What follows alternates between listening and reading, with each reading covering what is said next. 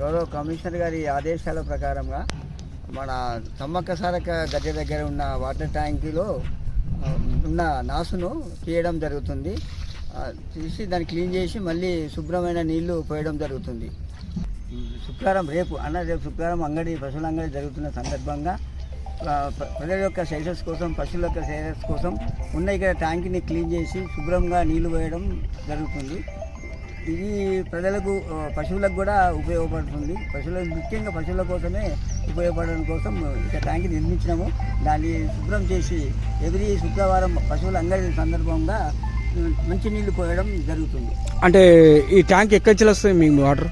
ఈ water municipal tank వచ్చి నింపడం జరుగుతుంది. ఇట్లా నింపిన ఈ ట్యాంకులో పశువులు వాటర్ కోసం తాగడానికి కోసం చేయబడుతుంది. ఓకే, వాళ్ళు ఏమన్నారంటే చచ్చిపోయినాయి మా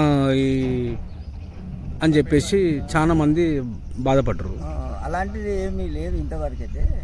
సో శుభ్రం చేయలేకపోవడం వల్ల నాసు ఏర్పడ్డది. దాన్ని క్లీన్ చేసేసి నాసును తీసేసి మళ్ళీ మంచినీరు కూడా పోయడం జరుగుతుంది.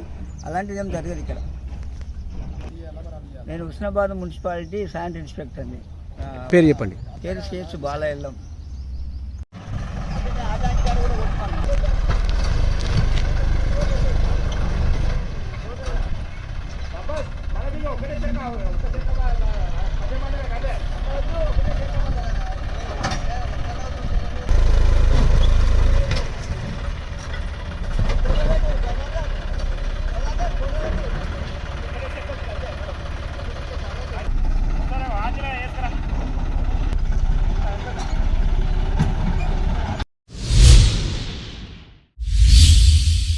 You